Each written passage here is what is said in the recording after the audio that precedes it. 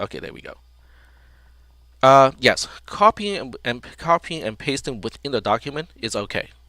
I thought I even might have typed it here. Yep, I typed it here. Copy and paste within the Google Doc is fine. In other words, if I see a block of text being pasted and go like, yeah, I can see that from up there or from below, it's not a problem. Alrighty. So it does not seem like we got any additional questions so far. All right, so I am going to show the questions. Oh, that's not the question. Where's the question? I put the question somewhere in here. There we go. Okay, got to group these things together so this way I don't have to look too far. So this is an actual exam last semester in the fall semester of 2021. The start time obviously is different because we usually schedule one in the late afternoon one semester and then one either late morning or noontime the next semester. So this way we can cover. Hopefully, most people can take one of the two, in terms of scheduling their time. Discord channels will be disabled. Direct message tag if you need clarifications or want to report an issue. So that means try not don't use the Discord server to try to contact me. Instead use direct message to contact me. This document is only for the individual with an ID of blah blah blah. So that should be your ID. If you receive the test of somebody else, let me know because that means my script screwed up, which means I screwed up because I wrote the script. So let me know if you receive somebody else's exam. That should never happen. Okay, I have never had it happen before, but just in case, just in case. This exam is an individual exam. No collaboration is permitted. Online and offline resources can be used as long as there's no interaction or collaboration involved. Do not share or discuss any part of this exam with anyone in class or otherwise on the day of the exam. Grading is based on explanation and steps, demonstration of understanding of knowledge and problem solving skills, and not the final answer. Sufficient explanation means your answer connects definitions and concepts discussed in class via logical steps to find the answer of a question. Okay, so this is really important because this one really tells us what I expect. Okay, the knowledge is important, but it is the how you make connections between the knowledge between the concepts, the things that we talked about in class, the definitions and stuff like that, that is the most important. Okay, it's not about knowing things. It's basically about how to utilize what you know to solve problems. That is important to me. Write your answer in this document right after each question. So I did not leave a blank area because there's no need to, because it's going to be Google Doc. You just basically just type a bunch of empty lines and then start typing in your answer. And I also want to kind of tell people, do not try to format it so that it is clear to me which part is yours and which part is the original question. So don't waste your time on formatting. I can easily tell you which part is yours and which part is mine because Google Doc has a way to look at all the edits within the document, so it's really easy for me to find out which part is yours and which part is me. So don't spend the time to kind of use highlights and colors and stuff like that unless it helps you. Okay, so whatever you do it for yourself, and don't try to make it easier for me because I don't want you guys to waste any time on that.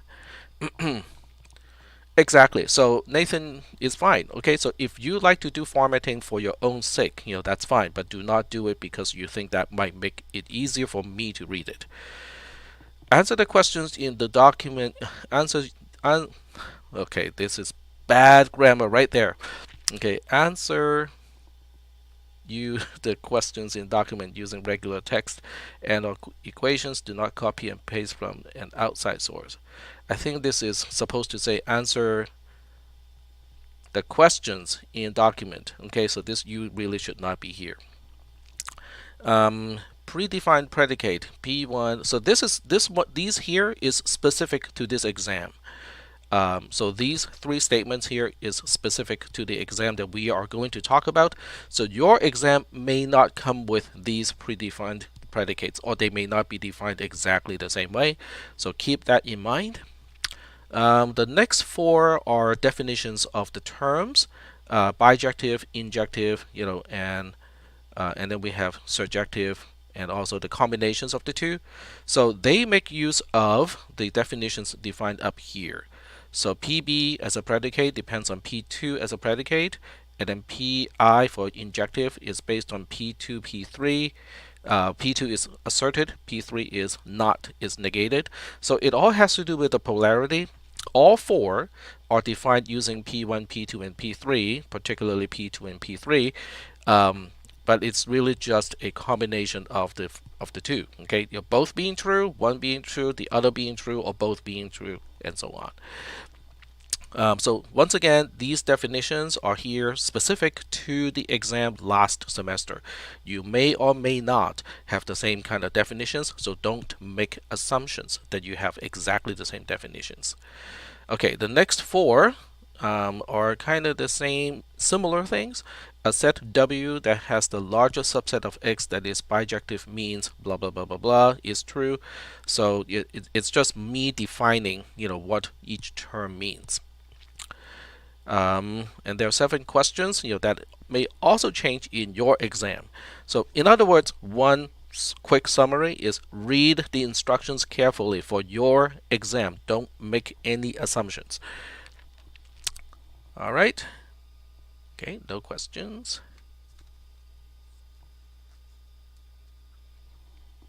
Luke is typing, so I'm going to wait a little bit.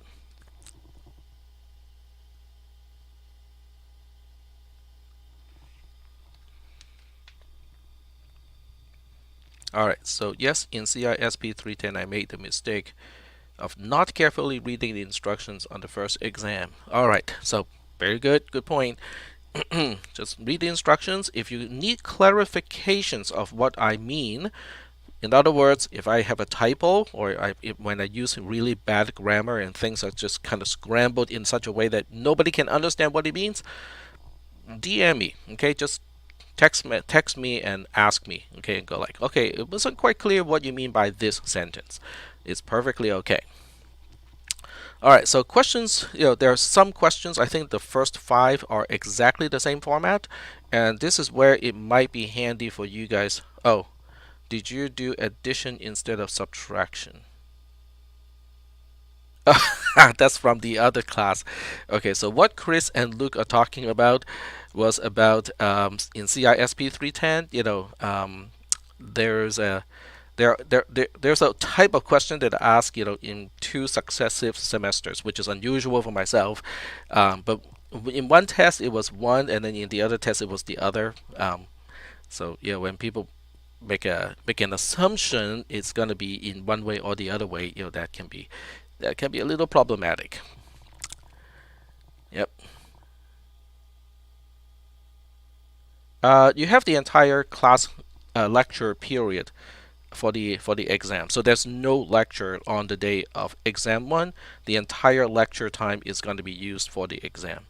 So that's going to be 80 minutes, right? Because the class starts at noon and it ends at 1:20 p.m. And for people with DSPS accommodations, you need to let me know ahead of time. So this way, I have to program the script not to unshare the document too soon and give people enough time for that. Yep, there you go. So Nathan is correct, from noon to 1:20 p.m. All right, so let's go ahead and tackle some of these problems. The first one is define set A as this and then set B as that. Part A, examine C, as defined as the intersection between A and B. On the day of the exam, I will not explain what a symbol means in the questions. So, if somebody was to ask me, oh, so what is that thing between the A and the B of part 1? I just have to say, I cannot tell you, because that's part of what you're testing on. And this part is really knowledge, right? I mean, this part, it's open book, open notes. Just go to the notes, find, the definition of this particular operator, and that's it. Okay, so that means, now it doesn't mean that people do not need to study. Okay, if you have all the definitions, all the symbols, all the operators kind of neatly tucked away, at on its own page, it makes it so much faster to look it up, right? Because if otherwise, if you just read the modules on the day of the exam, things are kind of scattered. Okay, it's much harder to locate the definition of a symbol on the day of the exam. All right, so the first question is, what is C? What is the value of so this is a question of what C is. So we want to look at the intersection. So let me kind of pull this one out a little bit. So I'm gonna open it. Let's see, new tab, mute, pin, duplicate. No, no, no, no, no. Open your new container tab. No, I want it to be okay. I'm just gonna do the usual way. Drag it out. There we go. And then put it back in. So this way we can read the question and see the answer at the same time. There we go. And I need to go back to my editor. There we go.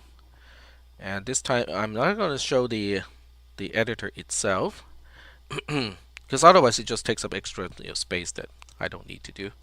All right, so in this case, we have C being. Now, why is that not getting updated? All right, let me try that again.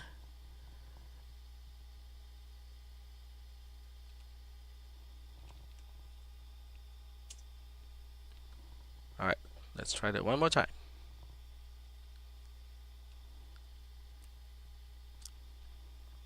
And do not use dark mode.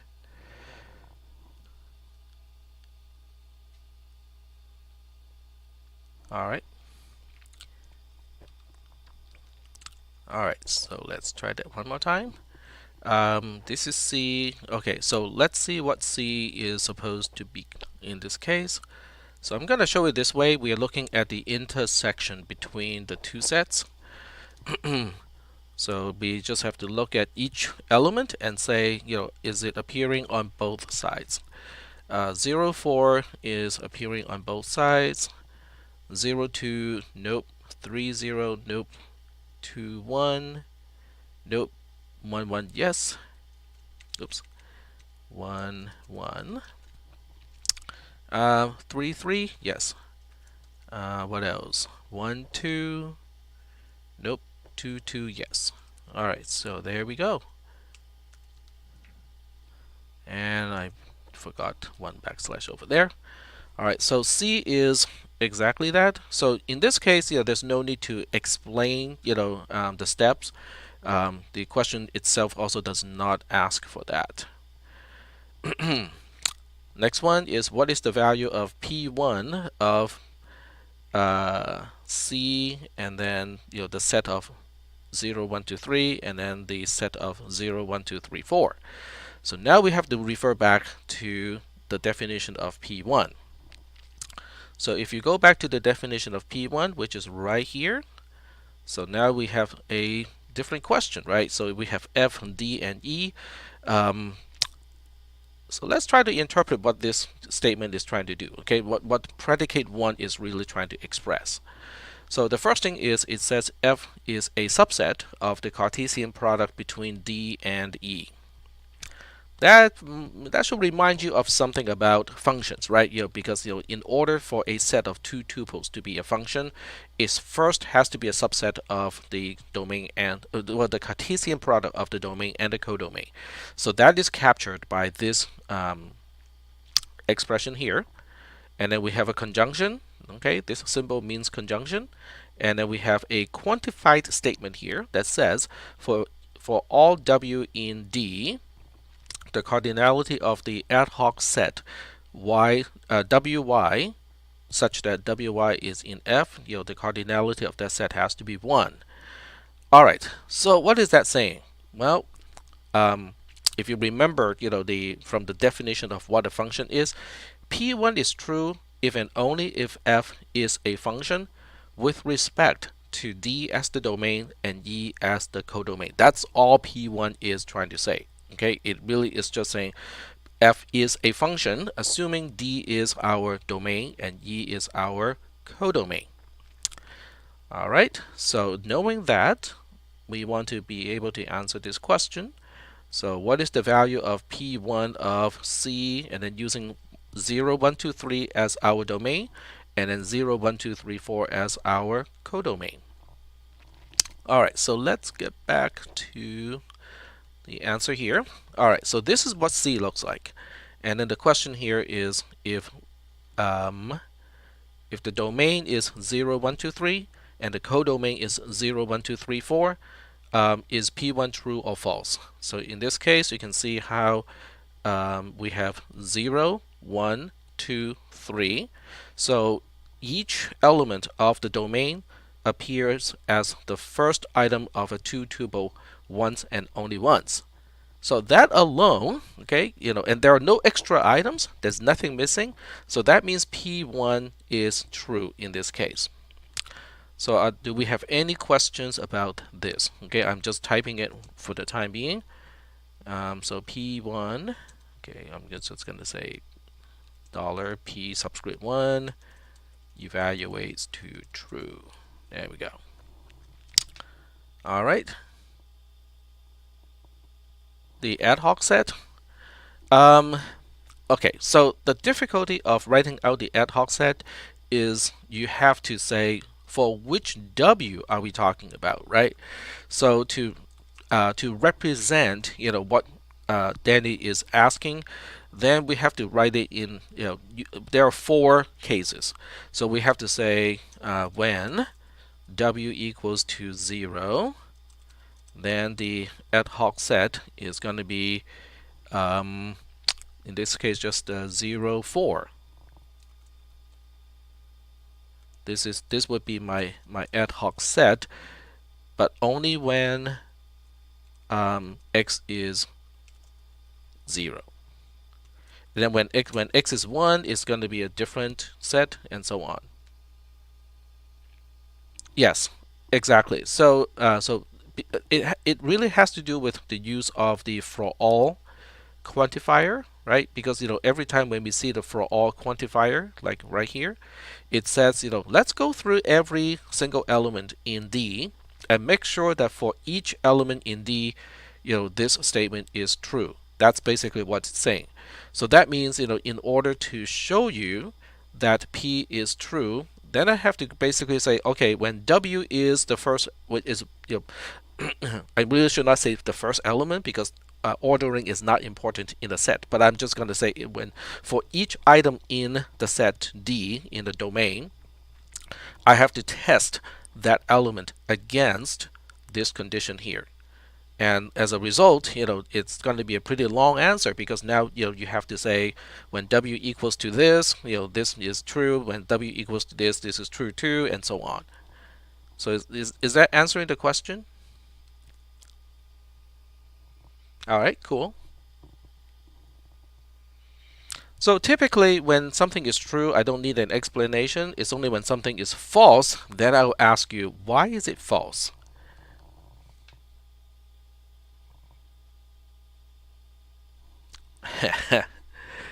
All right, so the answer is being captured as we speak now, right?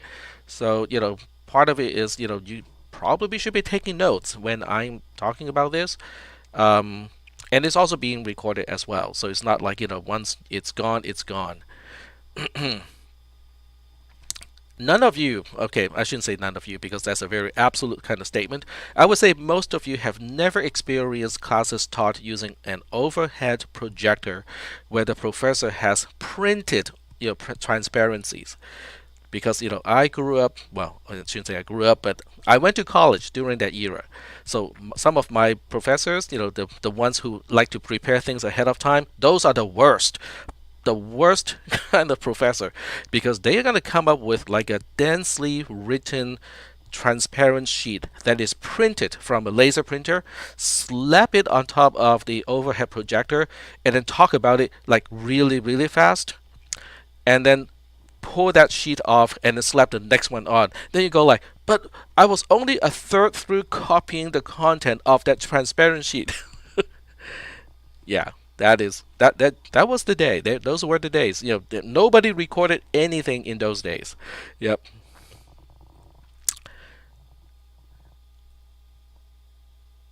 Oh. Yep. So those were the days. So now that we have YouTube and everything is being recorded, I think that you guys should be taking your notes. I mean, taking notes by itself is an exercise to help strengthen your understanding. It's kind of like eating broccoli. It's good for you, even though if you don't like it, it's still good for you. Yep. All right. So moving on. So right now, so now we get to answer the question. Okay, if the answer is false, what element of C or elements of C make the predicate false? We don't have to deal with that because it's true. So if the answer is true, then we have to characterize C as a function. And now we're gonna have to answer this part of the question. And let me see if I can show both at the same time. All right, so we got a few more items going on in the text channel. Oh, high school still using those in 2015. Wow. That has to be some kind of a record. My professors wrote it down on the row of transparent sheet end of lecture, tore it off and took it home. Well, at least the professor is writing, so you are just competing with your professor and see who can write faster. My professors got everything printed on transparent sheets. They just kind of slap it on, talk about it, and then yank it off. Yep. Oh, I'm sorry about that, Chris. Alright, if C had 0, 4 twice, would P1 be false? Okay, that's a very good question. If C had 0, 4 twice, that means I gave you a bad question because elements should not appear twice within a set. Elements are supposed to be unique within a set in this class. So we are not using multi-sets in this class, so that's why each element, each value should only appear up to once within a set. 0, 5 also false. So I think Chris is asking, what if 0, 5 is in the set? So if 0, 5 is in C, then P1 would be false. Now, why is that false? Because that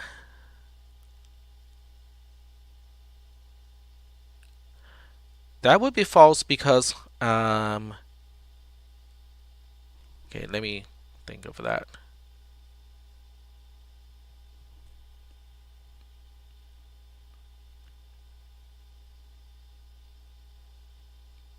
Oh, because then it will be mapped to two different elements, right? So that's the quick answer to that. Yeah, 5 is not in the codomain. Yep. And also, if 0, 4, 0, 5 are both in F, then we have one element mapped to two different elements in, it mapped to two different things, and one is not even in the codomain, so you got a few reasons why it would not be right. It would actually violate the first rule. F is not even going to be a subset of the Cartesian product between D and E because E does not have 5 in it.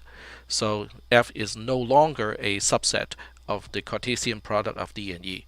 So if it fails the first condition, it cannot possibly be true. P1 cannot be true because it's a conjunction.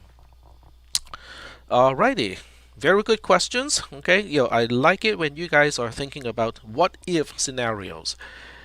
Because that's one trait of your critical thinking is keep thinking about all of these things. It's like, what if this? What if that? Right? That is good. Okay, I'd like to see that.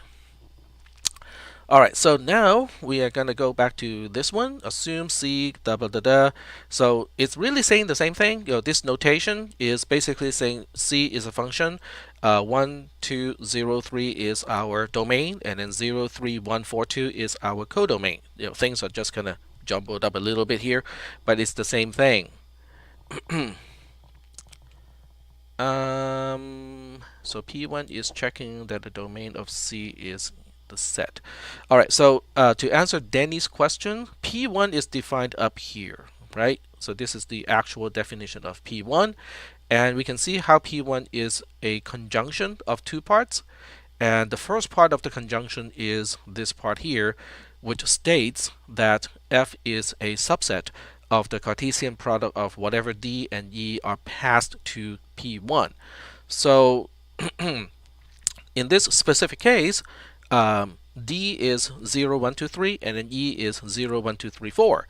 So if I put in 0, 5 as an element of f, then C is no longer a subset of the Cartesian product between D and E, because 0, 5 should never appear as part of the Cartesian product of that. Yep, okay. All right, so we're good there. Okay, so the next question is it injective?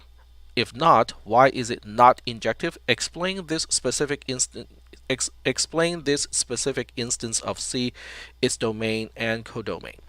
So basically, you want to use this very specific instance to explain it. All right, so let's go back to what it actually looks like. So in this case, it is true. It is injective because each element from the domain maps to a unique element in the codomain. So we are good there. Okay.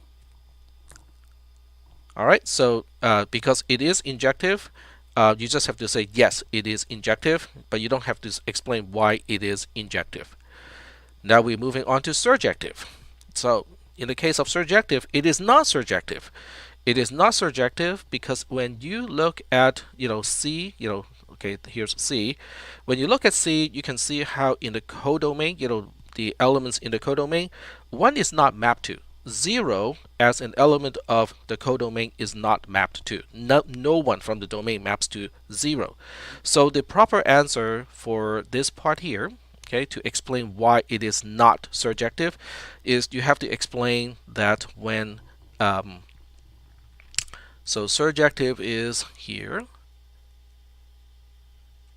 Oops, not just surjective. That is just surjective is P. All right, so this is surjective. P3 is basically checking whether something is surjective or not. It's checking whether it's a surjective function actually. So it is not surjective because when you look at the cardinality of this particular set here, and when W is 0, then the cardinality is 0 as well, which means it's not greater than or equal to 1, and that means P3 as a predicate is false, the way we define F, D, and E. Are we okay so far? About the explanation, because that's what I'll be expecting for this part of the answer, is either verbally explain that 0 is an element of the codomain and there's nothing in the domain mapping to it, or you can use the symbols. You can. Are we okay so far in terms of the explanation?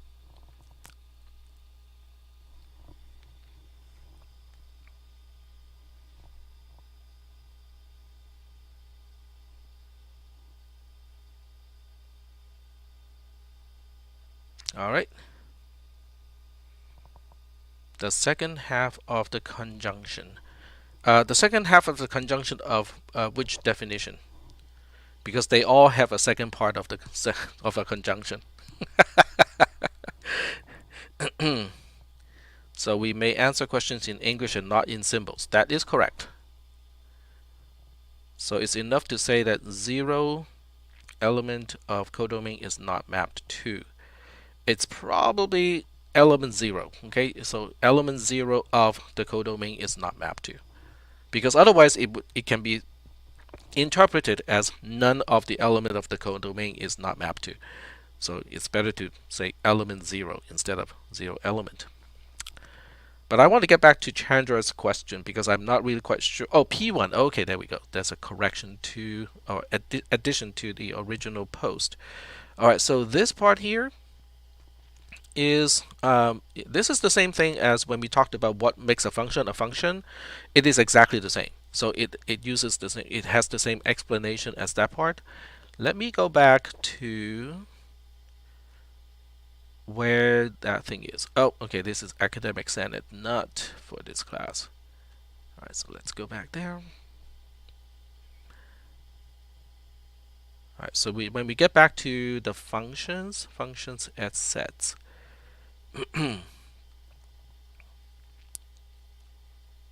All right, so what makes a function a function? And it kind of goes on and on and on and talk about how to construct an obscure way to describe what a function is. This one here is exactly the same as what we see in the question. It's just that I use a different variable for the quantification, and instead of using x as the name of our domain, I used d as our domain.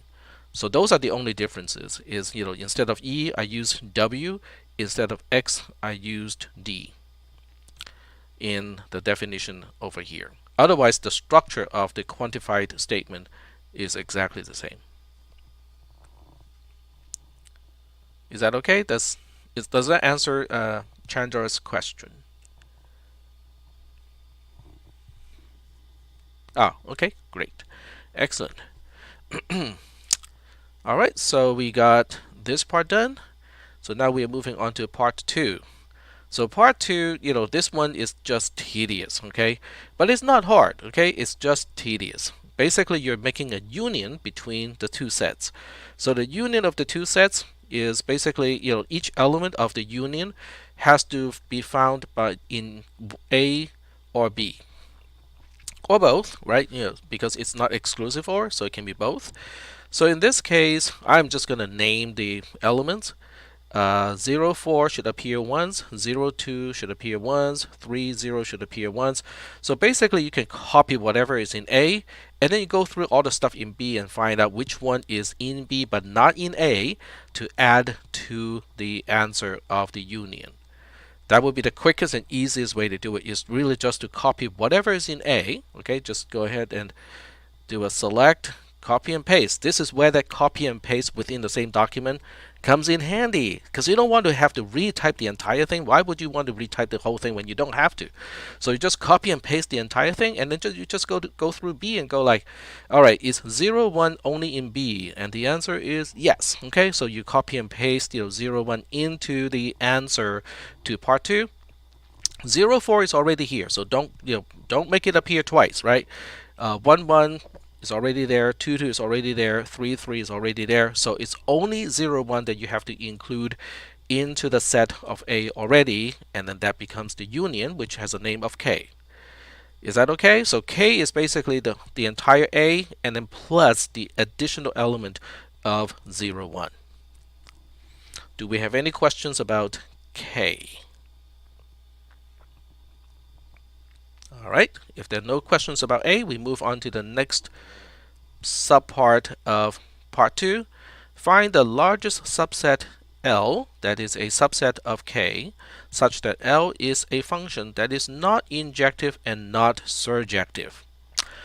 All right, so now you have a larger set of elements, and you want to find the largest subset L that is a function, but it is not injective and not surjective. All right, so let me see.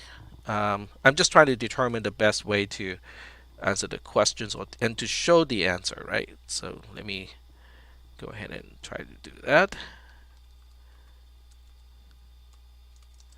All right, so K is, and I'm going to do exactly what I said earlier, copy and paste. Control C, there, and then we have 01 as the last one, and then close the set. There we go. All right. Okay, so there are a few more questions in the text channel. Is that the same as saying it is not bijective? Nope, it is not, because there are 3 ways to be not bijective. One way to be not bijective is injective but not surjective. The second way is for it to be not injective but surjective, and then the third way is it is not injective nor surjective. So it's not the same. So that should answer Elijah's question. Nathan said Saying it's not bijective can be, yep, okay, so Nathan is helping to answer the question. Yep, okay, gotcha. All done. All right. So looking at this as potential choices of our elements in the new set, let's go ahead and find one that is not injective and not surjective. Well, the question is asking for something that is a function. So it is pretty clear that L has to be a function first. So so it has to be a function in this case. All right. So getting back to this set here, we want to find a subset, the largest subset that is still a function, and we want to make it so that it is not injective and not surjective. But you might want to kind of finish reading the rest too, because it says right here, what is the domain to make this work and what is the codomain to make this work. So you do have the flexibility of redefining the domain and the codomain of L when L is being treated as a function. So that really is key, because the key to make it something not surjective is to make it so that the codomain has more elements than there are elements being mapped to. So that gives you the flexibility to do all that. All right, so looking at this set here, in this case, we need to remove duplicate domain elements and ensure there's at least one duplicate codomain element and at least one codomain element that is not mapped to. Right, so to repeat what Chris wrote, we have to have two elements in the code in the domain mapping to the same thing in the codomain. That's the minimum requirement for it not to be injective. And then we also have to make sure there's one element in the codomain that is not mapped to, which is also the minimum in order for it not to be surjective. So let's see how that can happen. All right, so let me make a new point here. So we'll make a subset, and the L is the name of that subset. All right, so so we need so 2 1 1 1 seems pretty good to use, right? So we'll have 2 1 and 1 1. So now we just have 0 and 3 to deal with, and they can do whatever they want to do. So let's see, what choices do we have? 0 can map to 1. Oh, why not, right? I mean, what about 3? 3 can map to 0, 3 can map to 3. Doesn't matter. 3 can map to 3 itself. All right. So this is how we want L. But to make this, now this, if you just look at L as it is right now, it's easy to see what domain we want, right? So the domain, let me increase the indentation here. The domain is chosen, right? Because you have a choice of what domain do you want to use. So in this case, the domain, we choose the domain to be 0, 1, 2, and 3. And then the codomain. The codomain is the trick, okay? Because the domain, you really don't have that much of a choice, but the codomain you do. So in this case, the codomain can be just 0, 1, 3. That's one way to make it happen. Not nearly the only way to make it happen, right? Because as long as we have 1 and 3 and one extra element, it's gonna work. Oh yeah, there can be multiple correct answers. Yep. Absolutely. So in this case, this is just one way to make it happen. One way to choose L, to choose elements into L, and one way to choose the domain. We don't really have much to. There's no wiggle room for the domain, because every tuple starts with 0, 1, 2, or 3, and we want to make this function as large as possible. The codomain is where we have a lot of flexibility. So in this case, I choose to make 3 things in the domain mapping to the same one, same value of 1 in the codomain. So that gives me all kinds of flexibility as to what the codomain can be. I mean, if you want to, hey, this works too. 0, 1, 2, and 3.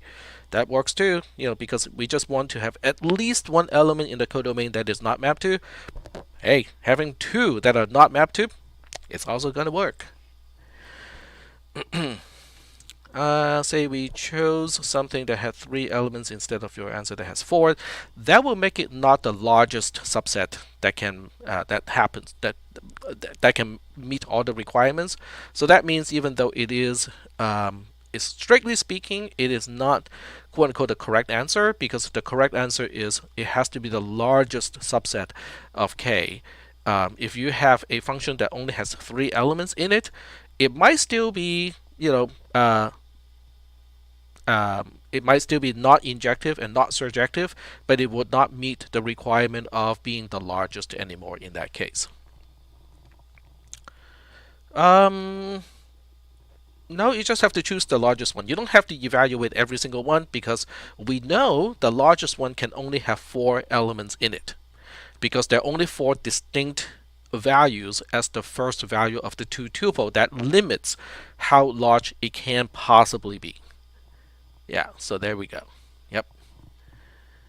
Alrighty.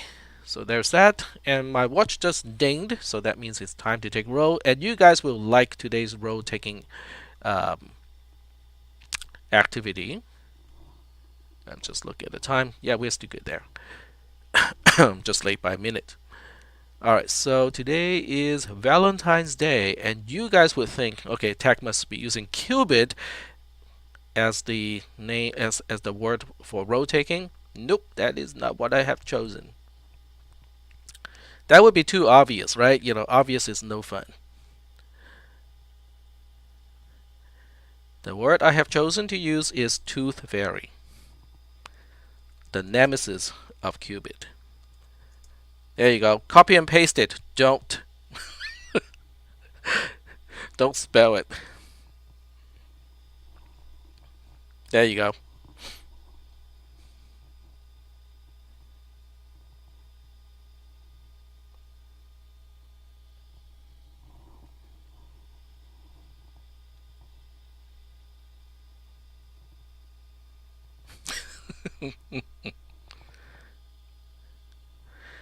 Oh yeah, not just chocolate too.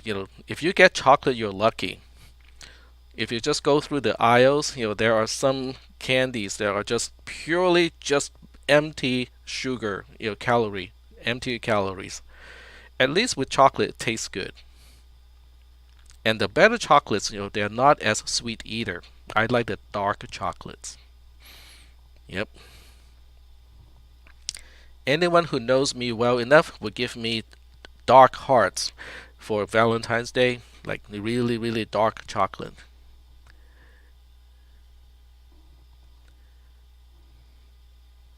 I think that's a DC character, right?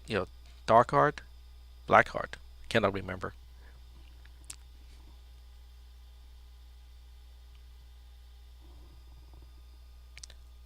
Uh oh, did I?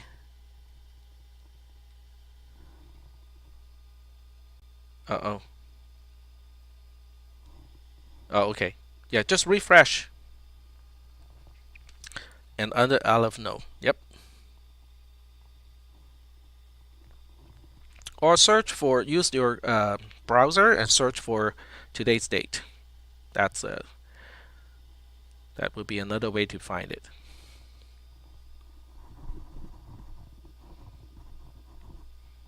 Ah,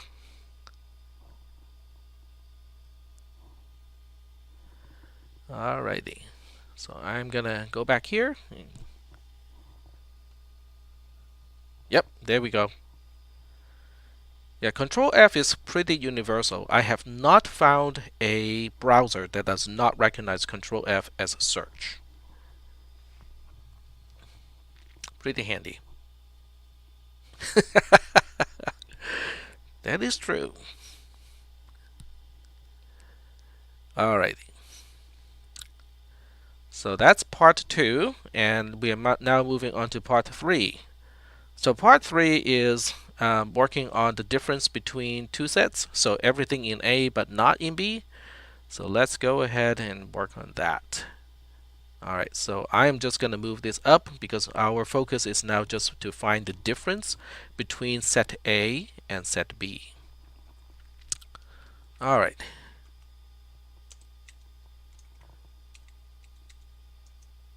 Ah. Nope. it's hard for me to see the cursor because of the color that I have chosen. Should change that at some point. All right. So we want for things that are found in A but not in B. 04 can be found in B, so it cannot be a part of the solution here. 02 is only found in A but not in B, so 02 is part of it. 30 is a part of it.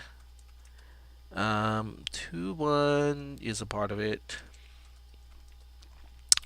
11 is not a part of it because 11 can also be found in B. 33 can also be found in B. 12 cannot be found in B, so 12 is here as well. And then we have 22, which is also found in B. So that should conclude our answer. And the answer is supposed to have a name. So next to what is M, you want to say M equals to the following. So that's exactly what I'm going to do here. So I'm going to clearly state that M equals to the following set. Alright, so moving on to see what else we have to do with M. Find the largest subset Q of M such that Q is a function that is not injective but surjective. Yeah, very similar to the previous question, except this one I want it to be surjective. I don't want it to be injective, but I want it to be surjective. Alright, so and it has one option of if such a subset Q cannot be found, explain why. Okay, so we'll take a look at the subset at M first, and then we try to find a subset Q that meets the requirements. Okay, so we'll try to find Q. Alright, so the question is there a way to make it not injective?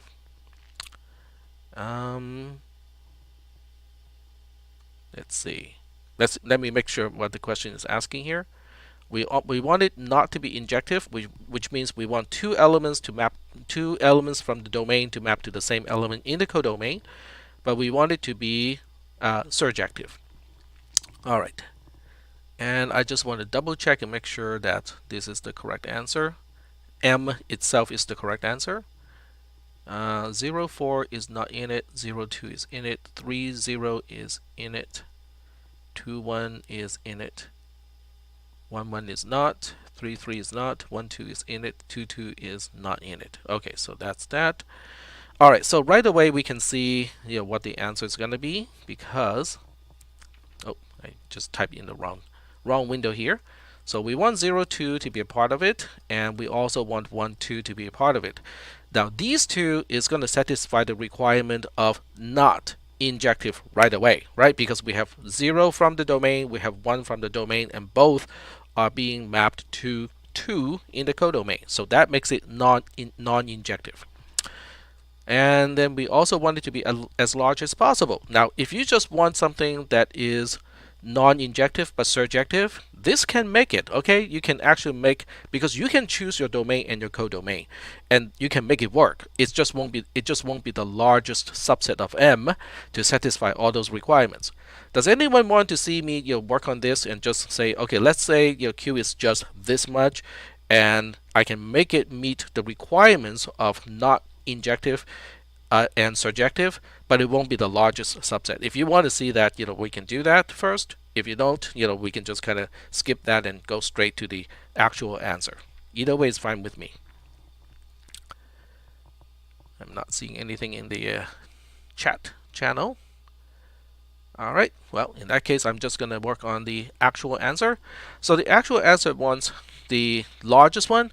So we want to say, okay, what if I also include 30 into it? Would it make it not a function? Okay, no, it's not a problem because we just have to bump up the size of the domain by 1 to include the 3, and we also want to make sure that the codomain includes 0 at least, right?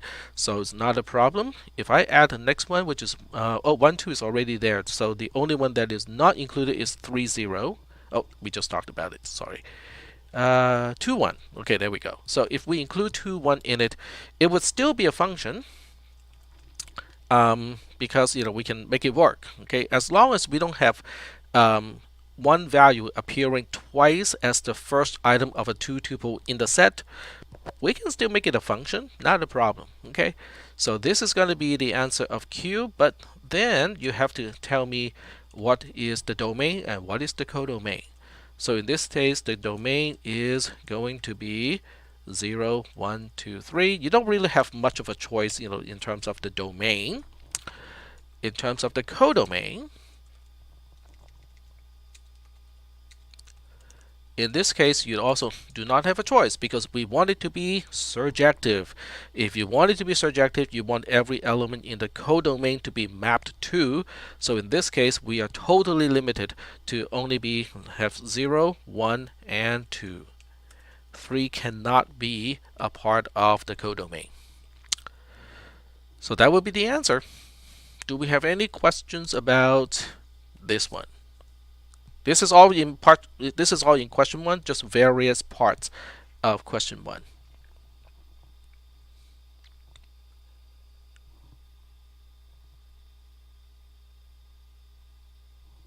All right, I'm not seeing any questions. I'm just looking at the time because I need to be mindful of the time.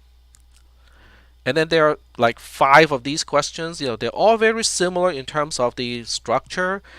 It's really just boiling down to how this is formatted. Okay, so you can have bijective, you can have injective but not surjective, you can have not injective but surjective, you can have not injective and not surjective.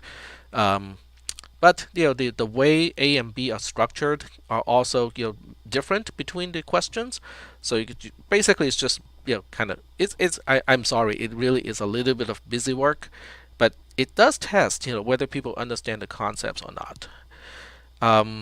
So I'm gonna skip all the way to the last 2 questions because the first 5 are the same type of questions. There's nothing new that I need to talk about in terms of how the question is formatted and how to answer the question. So I'm going to skip the other 4 questions and go straight to question number 6. If we have enough time, we can kind of go back to some of the earlier 5 questions. All right, so here's question number 6. Question number 6 depends on how g as a function is defined in the aleph no module. So that's something that we just talked about last Wednesday. The g function defined in aleph no can be used in a nested fashion to fold any discrete coordinate. Coordinates are natural numbers, finite dimensional space into the line of natural numbers. In these questions, define blah blah blah. Okay, show the step-by-step computation of this function k to the coordinate of 5, 6, 3. So this is an application. And it helps, if you are handy with spreadsheets or you know well how to use a calculator, right? Because it's really applying g twice. So if you have a calculator or a spreadsheet, you just basically plug in the values and show me what is g of x and z. Now in this coordinate system, 5 is the x and 3 is the z, right? So you compute g of 5, 3 first, and then whatever that value is, you put it in this place, and then y is 6, and then you have 6 over here, and then you compute the g value of those 2 numbers again. But then you have to show it step by step, not just like g of blah blah blah blah equals to and the final answer. Just kind of do it step by step, show the intermediate step. There's only one intermediate step in this case. I know I haven't really written anything down, but are there any questions? And if I were to write it down, I could write it down like this. Okay, so I'm just gonna give you my answer. Yeah, it's pretty simple. It's really just a direct application. And for the most part, if you're really good with mental math, I don't really think you need a calculator for this one. So let me see if I can do it without a calculator. So we have basically g of let's see, I forgot about the question already. X, Z, Y. Okay, so it's a 5, 3, and a 6. Okay, so we have 5, 3, and then a 6 over here. Yes, they're supposed to be double parenthesized because the innermost parentheses are referring to the coordinate system, and then the outer parentheses are used by the function. So that, okay, let me show you the answer to right there. There we go. All right, so we just want to calculate this, and we'll do it step by step. So this becomes the g of 5 plus 3 times 5 plus 3 plus 1, the whole thing divided by 2, and then plus the y coordinate, the second one, which is a 3 in this case, and then we have a 6 over here. And now we just go through this calculation. So we have 8 plus 9, the whole thing divided by 2. So 8 times, sorry, not plus, times. So 8 times 9 is 72. 72 divided by 2 is 36. 36 plus 3 is 39. So now we have g of 39.6. There we go. And that in return is 39 plus 6 times 39 plus 6 plus 1, the whole thing divided by 2 plus 6. And this time it gets a little bit lengthier. So now it really kind of tests your mental math. Alright, so let's try to figure this out. So we got 45 times 46, the whole thing divided by 2 plus 6. Alright, I have to admit my mental math is not that good. So I can get it down to 45 times 23 plus 6. And let's see. I know you guys are pulling out your calculators right away. Let's see. I'm just looking at this and see if there's a quicker way to do this without. Well, I can bump it up to. That is kind of ugly. Maybe. Oh, it's not too bad. Okay, because you can do a 45 times 22 first, and that is 990.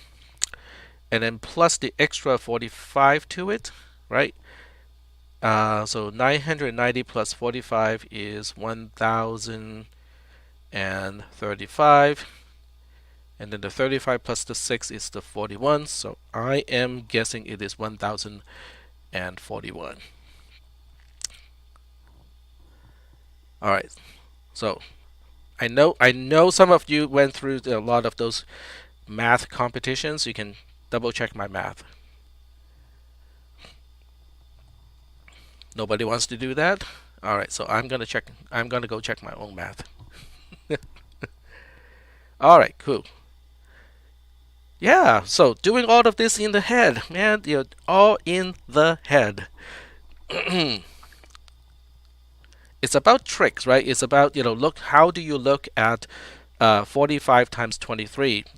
When you look at this particular multiplication, the easiest way is to identify things that are multiples of 10 or multiples of 5. So I multiply the 45 by the 22 first. That's a 990. That's the quickest. That's the easy one. And then plus the 45, right? So 990 plus 45 is 1035, and then plus the 6. That's the easier one. That's the easy part. That's how I got to 1041.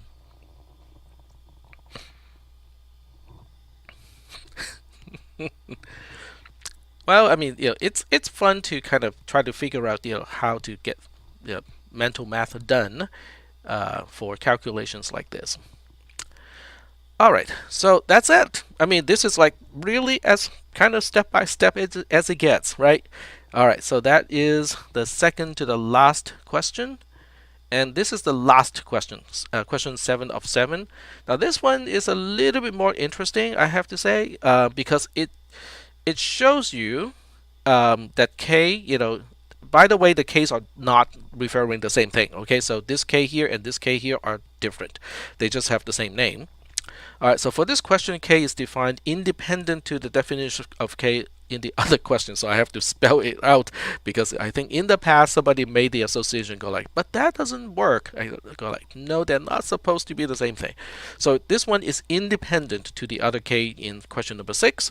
However, it is still true that k is mapping the triple Cartesian product or double Cartesian product, n times n times n to n. It is also true that k only involves the nested application of function g as defined in the aleph null module. The question is, how is it nested? It's not guaranteed to be the same. So here it asks, given that K347 is 772, step by step reason out the actual definition of K as a nested definition application of G. So I want to reverse the process now. Okay, I know that K of the three-dimensional coordinate 347 turns out to be 772. I want to find out, how K is defined. I'm reversing the process. It's actually easier than that, Chris. So you can either use the 6 approach. I think is it 6 because you can let me see 3 times 2 times 1. No, it's not. It's going to be more than 6. It's going to be 6 times 2, which is there are 12 ways to do it. If you just look at the possibilities, it's not just 3 factorial. 3 factorial is only going to give you all the permutations, right? If you look at 347 as a sequence, and 3 factorial will give you all the ways of reordering the 3, 4, and 7. But the nesting can also be in different ways, because instead of nesting x and z over here, I could have nested z and y. So that gives you the extra 2 possibility, which means it brings the total number of total possibility of way of doing this to 12. So certainly you can do it that way, just do all 12 and see which one does come up with the answer of 772. But you could also apply the inverse function. And nobody said anything about the inverse function. Okay, so Elijah is correct. That's the g function from the aleph null module. So that is correct. But what you want to do, well, okay, I shouldn't say that. But what you can do, okay, let me see, where's my modules, is to apply the inverse function, because you can apply the inverse function and then get one of the values back. Okay, so let me do exactly what I said, okay, because I want to actually show you how to do it. Okay, there we go. This is aleph null. Come on, click. There we go. Alright, so go all the way down to the inverse function. So you have to apply the w function first. So there you go. We have wn being the square root of 8 times n plus 1, and then the whole thing minus 1, and then the whole thing divided by 2, and then take the floor of that. Whew, that's a mouthful. Alright, so let me see. I'm just trying to find the quick and dirty way to do this. I have calc over here. Yeah, that would work. Alright, so I'm just using my spreadsheet here as a quick calculator, which is totally abusing the ability of a spreadsheet. But it's okay. It can get the job done. As long as it can get the job done, we're good. So we want n to be, let's see, what is the question asking? 772, right? So, and we have 772. There we go. 772 right there. Okay, there we go. So we want to compute. Oh, now we have to go back to the notes. So you can see how open book and open notes can be helpful, especially if you can find all the definitions like that, right? So it also means you might want to kind of consolidate all the definitions to one place, so it's easy for you to find those definitions. All right, so now I'm just going to put in this is the floor of okay. This is why sometimes I do not like to use a spreadsheet, because it doesn't look at the okay, never mind. The keystrokes are interpreted differently. All right, so we want the square root of 8 times whatever is in A1, the whole thing plus 1. Take the square root of that, minus 1 from the square root, and then we want to divide it by 2. I need an extra parentheses for that. So open parenthesis, close over here, the whole thing divided by 2, and then we can close the floor operation. All right, so 38 is our WN value. So now we can figure these out, right? So one of them is going to be, okay, whatever this is, times whatever this is, plus 1. Oh, actually plus 3, sorry. Plus 3, so as you can see, this is a plus 3. And then divide by 2, and then the whole thing's minus n, which is this number over here. So one of them is 7. Woohoo! Right? We found one of them. So if you go back to the question, you can see what I mean by that. All right, so we found the 7. Okay, this 7, which is the z, is now located. Okay, it is the outer application of g, the first coordinate, the first member of the coordinate of the outermost application of g is using z. Okay, let me write out what I mean by that.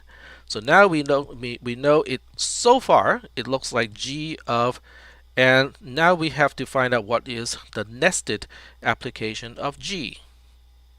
Let me count the parentheses. Okay, there we go. All right, so now we have to figure out what goes into the second g, because we know it has to be x and y. The question is it applying xy or is it being applied as yx? It could be one or the other, right? So now we have to figure out what the other answer is based on the inverse function. So when you go back to the inverse function definition, here's the other one. Okay, so we're going to enter that into the spreadsheet. And no, I'm not going to share this spreadsheet with you, but I did show you exactly how the calculations go, so you can actually do it yourself. I'm definitely one of those people who would kind of show you how to fish, show how my fishing rod works, how my fishing line works, how I construct everything, how I measure it, and so on and so forth. But I'm not going to give you the fish nor the fishing rod. You have to make your own fishing rod.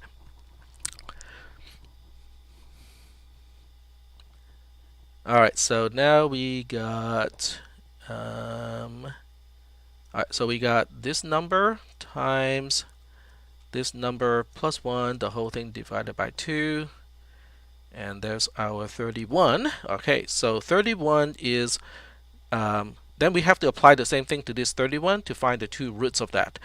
Now, at this point, we have the equations already. So once you have copied down the 7 and say 7 is our z, one way to do this, which is not the best way to do it, but is to just copy the 31 over here and say yes, because your spreadsheet, well, some spreadsheet will warn you about that. Oh no, that doesn't work. Why is it not working then? Okay, let me see if I can just type it over. Because I know why it's not working. It's copying the formula over. It becomes a circular formula. But if I just copy the value over, then it's going to work. So now we got the 4 and the 3, which means it is, okay, of course I forgot about the question already.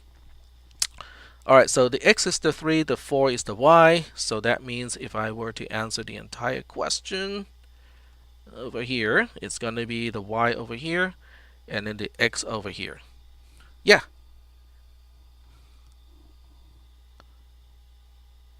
Oh, okay, there we go. Alright, so let me just explain the structure of the spreadsheet again. This is the W function. I mean, the general idea is kind of the same, right? So, but I do want to go back here. Okay, so Wn. Okay, so let me correlate what is Wn first. So n is A1. This is n. And then W of n is this cell over here. And then this is the first root, which is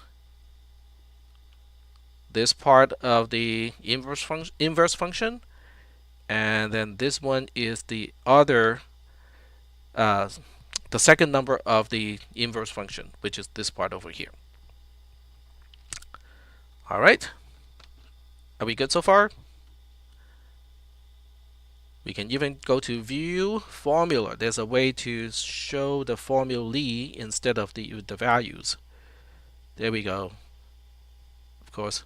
Of course, it has to complain because there's not enough width to display all of the formulae. So there you go. Yay!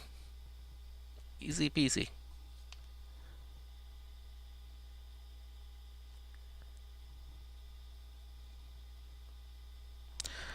Any questions?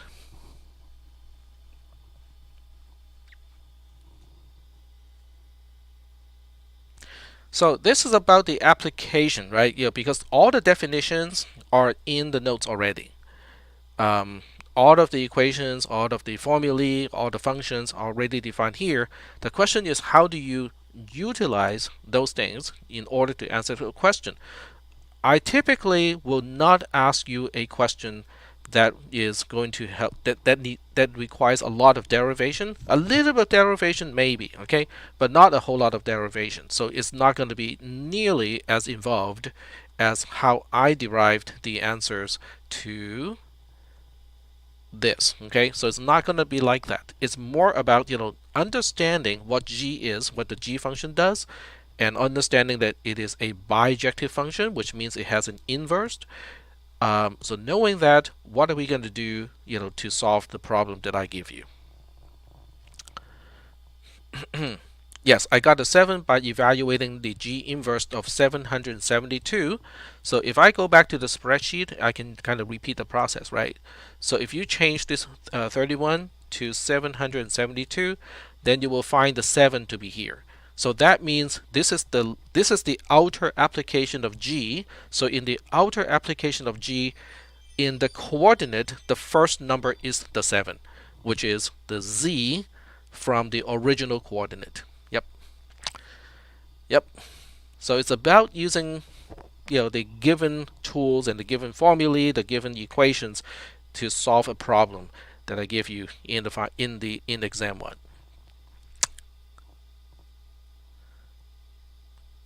All right. And we are almost running out of time. So one warning is not to overstudy the practice exam. The practice exam is exactly what it is. This was the exam in fall 2021. That's basic. That's the factual thing you can count on. Okay, this is what happened last semester. It does not say anything about that your exam is going to look like this. Okay, it's going to be the same range of topics, which means everything from everything from week 1 all the way up to and including the discussion of functions is going to be in the scope of the exam. Okay, so that part is common to this exam here. The scope is going to be the same. However, it doesn't say anything about the format of the question. So you have to read the questions carefully. Now, if you get an exam, because I haven't really made up the questions for this semester yet, if you get an exam and everything look very similar, it's actually not good, because that means for some people they will make certain assumptions. It's like, oh yeah, well, I saw this in the practice exam, my exam must be asking the same thing. No, you have to read very carefully to make sure that you understand what you're being asked. On the other hand, if you get one and doesn't even look like this one, then you're forced to have to read everything carefully. So in a way, if you get an exam that doesn't even look like this one, it's not a bad thing, because people won't make the mistake of making the assumptions that they are the same and then miss some of the minute details. Correct. So some of the predicates may not be used. Okay, so until it is referred to in a question, you do not necessarily need to understand and read every single thing that is written here, but you should be aware that they are defined up here. Yep. All right, and may be different from practice exam. Not maybe, it's almost guaranteed to be different from the practice exam. Yeah, last semester I got into an interesting discussion with a student in CISP440 about, but you're not supposed to change your exams every semester. Oh, well, I do.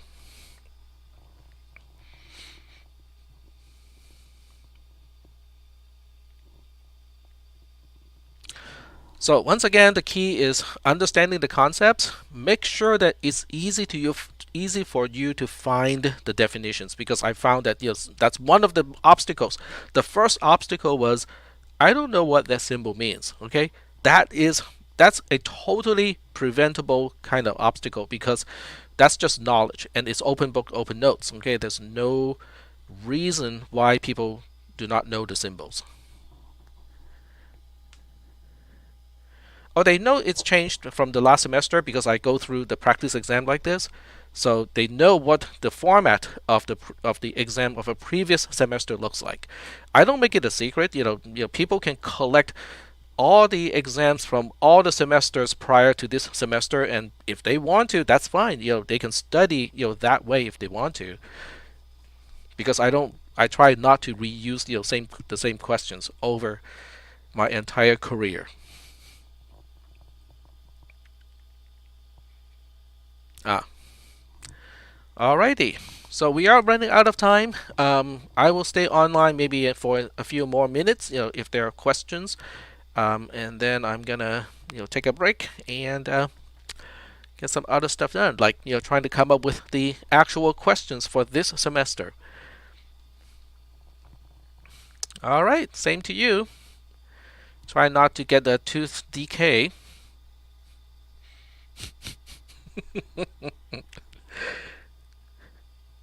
Yeah, I can see I can see Cubit and the Tooth Fairy being, like, they're conspiring, to make profit.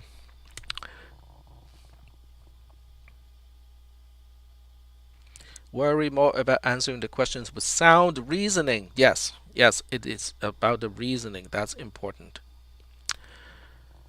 All right.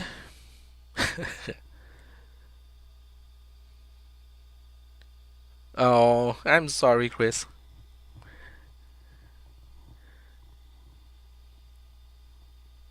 All right, I'm gonna sign out of the voice channel.